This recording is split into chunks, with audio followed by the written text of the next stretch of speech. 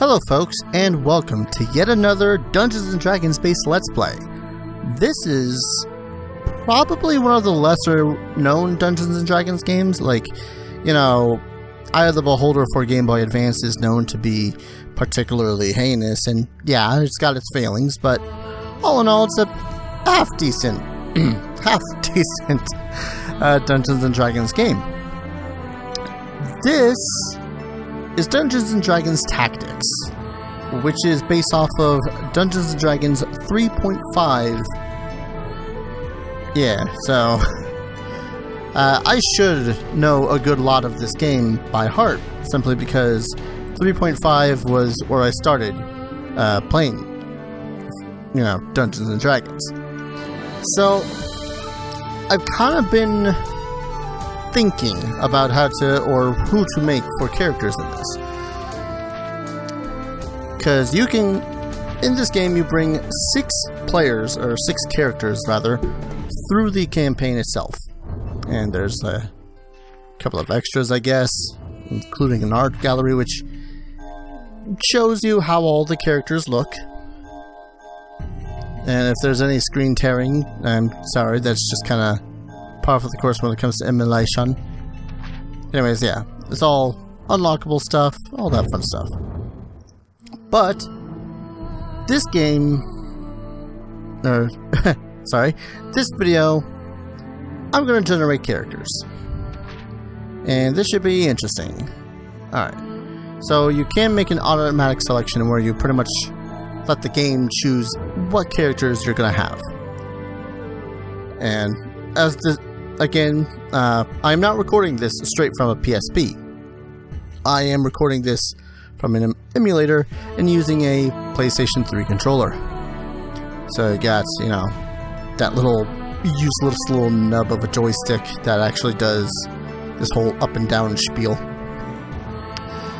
So I'm going to make classic Darius. And I don't mean like the Darius that you guys saw in Temple of Elemental Evil. I mean classic Darius, who is a gnome instead of a freaking dwarf. Now, gnomes are actually pretty damn fantastic, if you ask me. Sure, they get a -2 strength, but have a +2 to their constitution. Small size means that they get additional bonus to attack and AC, even if they get, you know, penalties to pretty much anything that would have to deal with different kind of attacks. They are initially a lot slower. I mean, they're like barely knee-high to a human. Low light vision, can see twice as well in human as humans in poor light. Familiar with gnome hooked hammers. I've never used one of those. Probably should. Additional bonus to attacks against kobolds and goblinoids, which is fantastic. +4 dodge bonus to armor class against giants. That is nice, because being hit by a giant sucks. Now, I don't know if they follow it, but in 3.5, there was favorite class, which does not work like it does in Pathfinder, where you essentially just get bonuses if you use that favorite class. What happens in 3.5 is that if you deter off of that class by a certain amount, I think it was like 5 levels or so, you get less experience because you did. So that might suck. I don't know if this follows it that closely, but we're gonna go with that. And we all know who the hell Darius is gonna be. He's gonna be a barbarian. Brave, even reckless warriors with a reputation for mayhem, impiety, and atrocities. That wasn't Darius, he just got drunk most of the time. They specialize in Dex, or Strength, Dex, Wisdom, and Con, and really you don't have to care a lick about Charisma or Intelligence. The higher his Con, the longer he can rage, which is awesome for a gnome, because they get a +2 to the Constitution. Can't be lawful. D12s, Fortitude is my good saving throw. Pretty much just means that I get +2 to it when we start, and that's going to be the highest as we start off. They are pretty lacking when it comes to class skills. Proficient with all simple, martial, light, medium, and shields.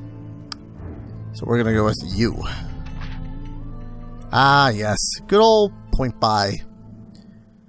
So, like most any Dungeons & Dragons game, strength is all important for the barbarian. Unfortunately, the highest I can go would be a possible 18, which is now reduced to 16 because I am gnome. We're also going to increase wisdom to a 14. Nah. There. What was it I did before? I think that was it. He wasn't the smartest person on the block, but it was certainly the toughest. Actually, let's remove that dex. What you see in his dex kind of sucks, but I like having the wisdom score because that will allow us to, you know, do all of those skills right there. I don't know exactly how they work in this. Each of the skills is kind of self-determined. What the hell am I even talking about? Let's see. Darius was very much chaotic good. I don't think I ever had deity. Oh no, it was definitely Cord. Known as the Brawler, Cord is the patron of athletes, athletic, and especially wrestlers. Worshippers include good fighters, barbarians, and rogues. His favorite weapon was the greatsword. He used a great axe, really. Although, what would have made more sense is Farlagan, whatever, got a Rhodes, because he traveled a lot. But we'll go with Cord. And now, this is the part that kind of sucks. See, in 3.5 D&D, you received a certain amount of skill points times 4, well, plus your intelligence modifier times 4, and you had to divvy that up. Each one can have up to your level plus 3 in that skill. So, I usually went survival, listen, because I hate people sneaking up on me. Unfortunately, the only other skill that he's got is intimidate. So what I think I will do instead, I'm gonna pump it into knowledge nature. Yeah.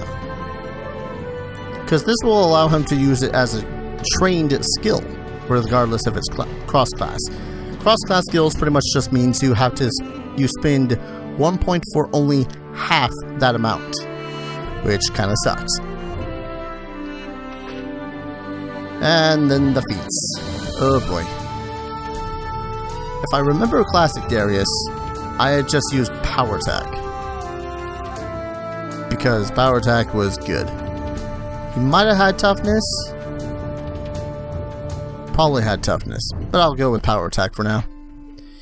As for his portrait, I had a very specific one in mind when I was initially going through these. I didn't have to, but I wanted to test how well this was going to look. There you are. Yeah. So this... Okay, here's a little stupidity. Select. Makes it so as you have to... Makes it so as you... change the size. Katakana? I don't know what language that is. I think that's Russian. Korean? Ah, well. Anyways. That's it. Darius. That is 1. Confirm. Now we need to make more characters. So this next one, he's gonna be a hummin dude. And this one is gonna be a paladin, a pietist sort that is based off of charisma, strength, and wisdom. Wisdom helps him with spells. If you guys will recollect from my Temple of Elemental Evil Let's Play. Also, I just like saying it like that. Temple of Elemental Evil. Nice. So, let's give him a 14 strength, I think 14 is the most charisma he should need. Let's not skimp out on the... No, wait. Crap. I'm trying to remember here. Bards and sorcerers. I thought it also... Yeah, we'll go with that. And there, and there. No? Fine, we'll put it in charisma. So, he is going to be a lawful good paladin of Heronius. Probably could have done Paylor, but, you know, Valor seems more to this particular character. He's only got 8 points because he has less in the knowledgings of the intelligence. But he is able to tell when an opponent is bluffing or trying to make a feint in combat. Could have concentrated, but he won't be getting his spells until like level 4. Now he's got 2 feats. One for existing, which is just kind of a thing I always love saying. You get a feat for existing. What about the other one? No, you gotta be human for that. Now, this mofo. Now, he definitely loved the idea of charging into combat and used tower shields. No, tower shields. Love the hell out of tower shields. Oh yeah, you'll notice all of these proficiencies are for exotic weapons. Ooh, yeah, here we go. Let's give him focus. No, not the light sword. Heavy sword. Now, I do like how this works. It doesn't focus it on just the one weapon, it focuses it on the weapon type. So a heavy sword, so long sword, scimitar, falchion, bast sword. This goes on and on. And we're gonna find a pretty paladin-y looking human for this. Do we even have that many paladin-y looking humans? No. Man, they did not have many selections when it comes to faces. This guy.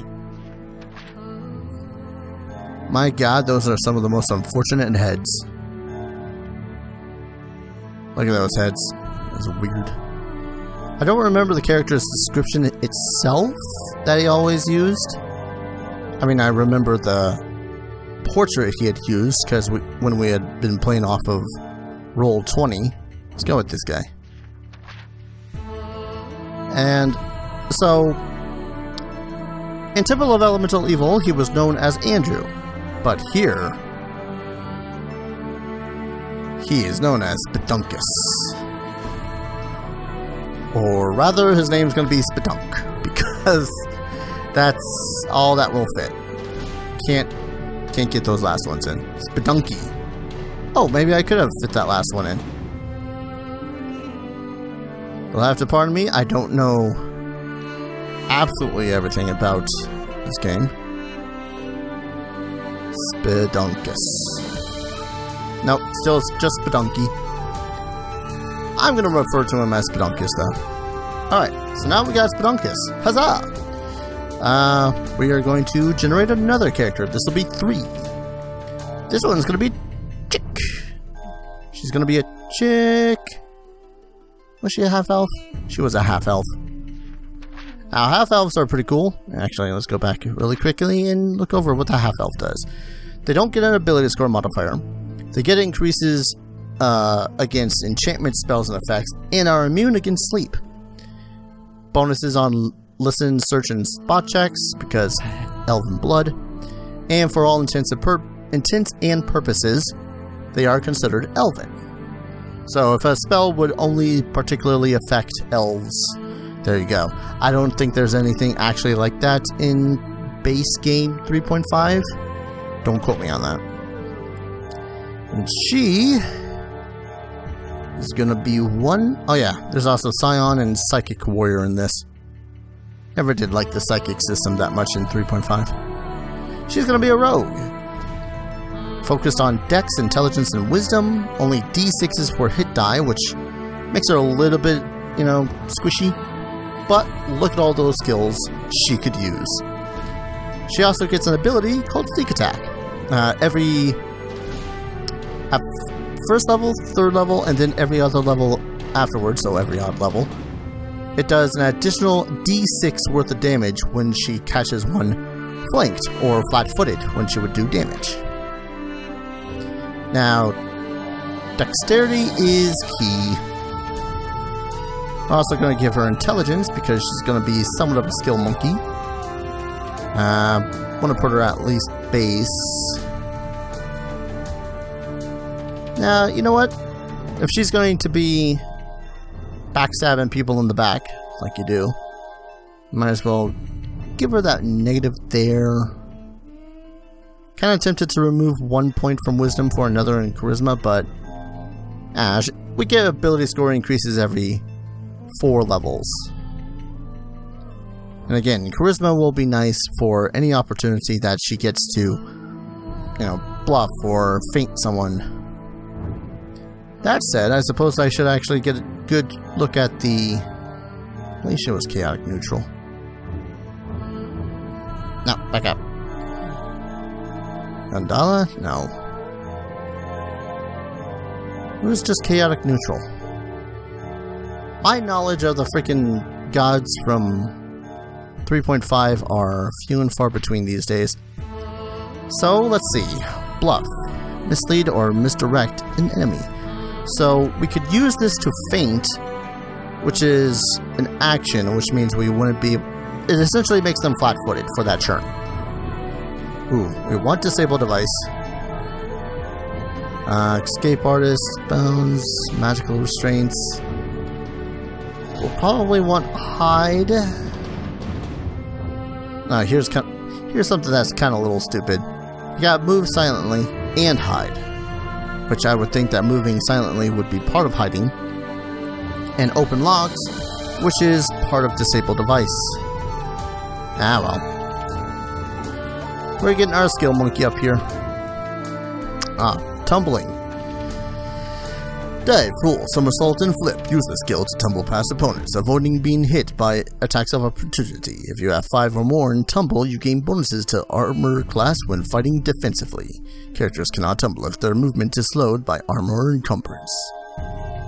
Didn't know that last bit, honestly. So we're gonna try out pretty much a little bit of everything. She actually does have a charisma bonus, so it could demoralize people. Demoralizing, if I recall correctly, makes it so as they get a minus either 1 or 2 to all attacks. I'm gonna have to look that up later. Now, there's also feats that apply direct skill points directly to characters, which, those are nice, but they're not necessary. Dodge in 3.5 was weird. It essentially only allowed the +1 to armor class bonus to 1 enemy that attacks you. I suppose they like to work it so as it's the one... I don't know. Alright. We are going to go... She's going to be our archer kind of character. So she's going to take point blank shot, which means that later on she'll be taking... damn it, what feat was that? This is what happens when you pack away your 3.5 books when you move. Need someone elfy. I kind of enjoy the fact that they give you all of the character portrait options. Like, oh, I'm a half elf. No, I look like an orc. Barbarian, roguey, druidy, clericy. God damn it. So many options. Let's go with this one. What is with that face? PSP, man. I suppose that's the closest we're gonna get. And you guys knew her as Kelsey, or Kels, in Temple of Elemental Evil. In this adventure, go by her character's name, River. So let's see. We now have Darius, Spedunkus, River. I suppose we need a cleric, don't we? Trying to think of any previous cleric-y characters that we used to play with. Oh yeah, actually I do remember one. Now, this guy, he was also human. He was a cleric. Now, clerics are pretty damn cool. I don't know why I'm calling them clerics. I'm just remembering a review I watched of Dragon Strike. Pretty much it meant intermediary, whatever, however you say that. They draw their power from the gods and do their gods' bidding in order to do so. Good enlightened ones are able to cast Turn Undead, which makes undead turn away, or a particularly powerful cleric will destroy them outright. They also got some cleric-y spells, which are very much healing or buffing spells. And they seem to have taken clerics in the I'm going to be able to bash shit in the face sort of way when it comes to 3.5. They need a high wisdom. The higher the wisdom, the less likely they are to have their spells resisted. Dex can go screw itself. I don't remember... Yeah, this was it. Turning checks for cleric and paladins attempting to turn undead. So you want to put at least a little bit of charisma in there, which kind of sucks. They don't need to be really smart. They can wear the heaviest sorts of armor, so you don't need to worry about that. So I'm gonna make this character more about casting stuff than anything. He was very much chaotic good, and followed Paylord, god of the sun, god of good and healing, which means that he could actually cast additional healing spells per day thanks to his domain. I'll try to cover as much of the rules as possible when I actually delve into the game. Successfully healed stabilizes them, prevents them from losing any more hit points. You could also just use Cure Light Wounds, but heal is a good backup if you're trying to just survive a fight. Now again, because he is human, he gets one feat for existing, 1 feat for being human. And he's got, should have good fortitude and will saves as a cleric. Clerics are always those characters I hated trying to choose feats for. Ooh. Augment summoning is fantastic though. Plus each summoned creature getting +4 to strength and +4 to con. That's an additional +2 to hit, +2 to damage, and 2 more hit points for every level, I guess you could say, that your summoned monster is. If we make him die hard, and that gives him a better chance of being able to heal people. That is my logic, and I'm sticking to it. These characters are in no way going to be specialized, I suppose is the best way to put it. I suppose this guy would have been better for a cleric. Now let's go for this guy. And give him this face. However unfortunate those faces are. This character, he was honestly a paladin when I had first created him, but for the purposes of this Let's Play, Talos Windblade will be our cleric. Yes. So I suppose we need someone of a sorceress intent. You know, someone that's able to cast spells to make the peoples fall down. So let me try to think on previous sorcerers I've had played with and whatnot. I got it. I got just the character. I know that if Link is watching, he will hate this, but at the same time, I love it. So this character was a halfling. You know, piddly strength as per usual for creatures of small size. Very unfortunate land speed, but +2 to dexterity. Again, small size makes it so as he hits more often and can get hit less often. +1 to all saving throws, not to mention a bonus against fear effects.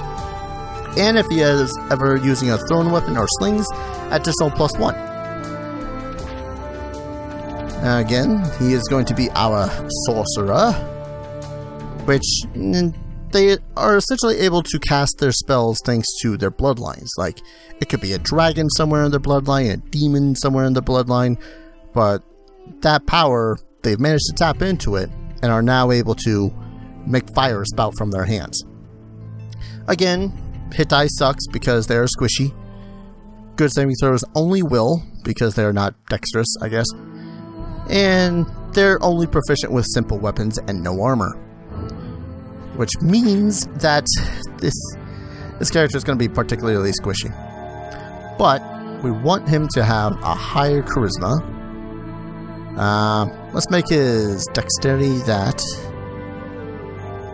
We're not going to bother with strength for this character. He's not meant to hit anything in combat. He is not going to hit anything in hand-to-hand combat. Let's give this to his. Yeah, let's give it to his dex. Now, this guy was very much chaotic neutral. And is there a no deity option? I don't see a no deity option. What the hell? Alright.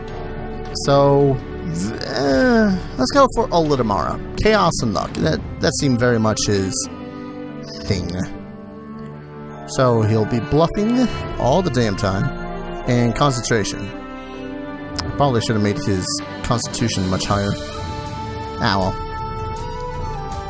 Now, we want him to be a dodgy little bastard. Because he is. He was very hard to hit.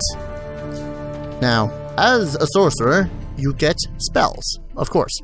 Clerics prepare theirs each day, but sorcerers get them in a very specific list. So we're going to take light, because not everyone is able to see in the darkness. Ray of Frost, Detect Magic, and keep in mind, Detect Magic does not let you identify the magic. It just tells you that there is magic. And I kind of want to go Disrupt Undead, but yeah, oh wait, no. Fatigue. Ooh, Touch of Fatigue. Wait, that's a touch attack. That's like melee touch attack. Damn it. All the good spells. Fatigue would have sucked. Clouds the Minds. Yeah, let's go with Daze. Now level 1 spells. So here's the thing.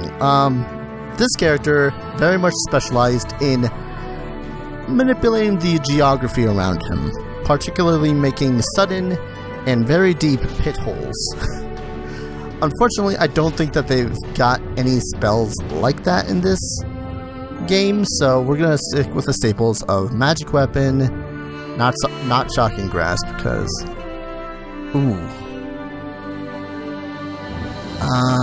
getting +20. Ooh, that could have worked.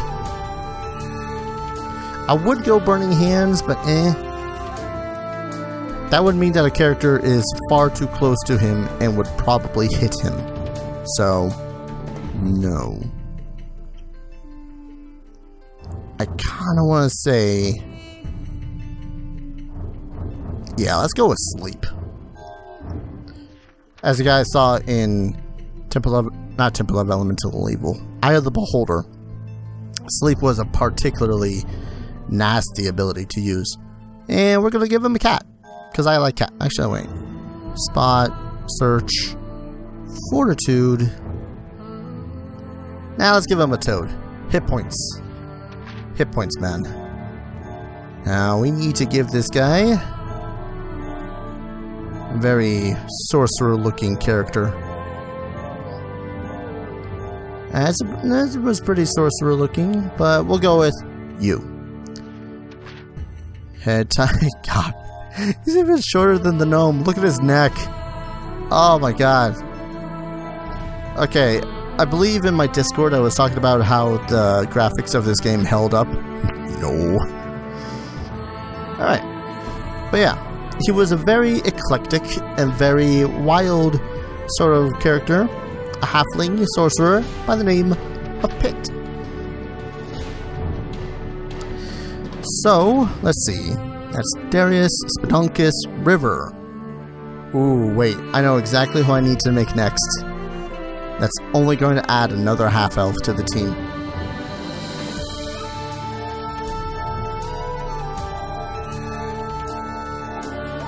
You guys know half-elves. They're half-elves. This guy's going to be a bard. Highly skilled bards often work in the supporting role, using the power of song, poetics, and music to inspire fans or fascinate enemies. Charisma, dexterity, and intelligence are their bread and butter. Charisma allows them to cast more spells more often and more powerfully. Non-lawful, much like the barbarian. D6s, reflex, will. Look at all those skills. Look at them. They are the skill god.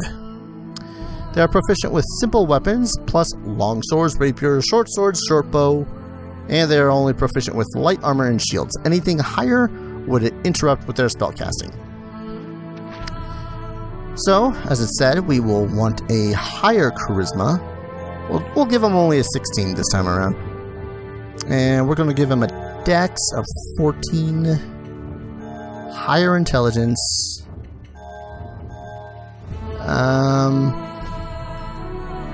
yeah, that's good. And we're going to make him, I believe it was neutral good.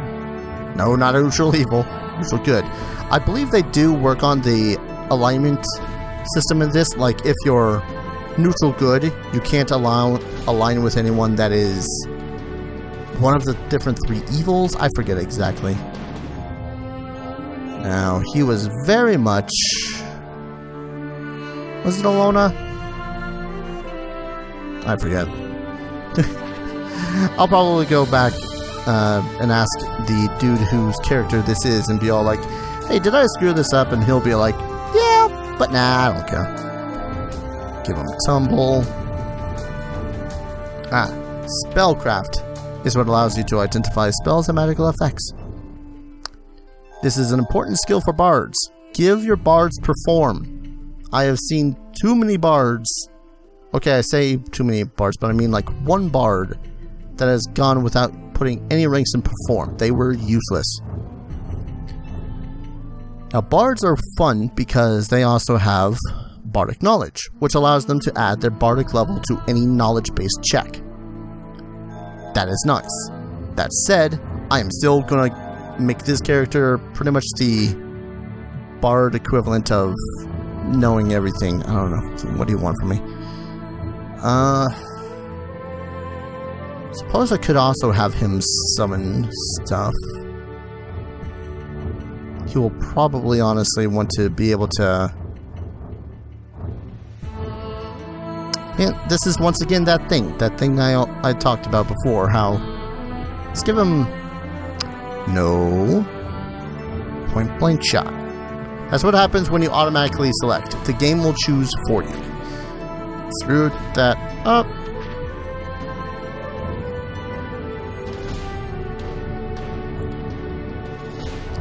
Not going to be the first time. Again, they work much like sorcerers in that they can cast only a limited number of spells per day. So we're going to give him Daze, Detect Magic, Light, and Lullaby. I don't think this guy's actually a base 3.5 spell. I think this was added in for this game. Now, unfortunately for bards, they only get 0 level spells until they actually start leveling up. Maybe for better. I don't know. So, this guy...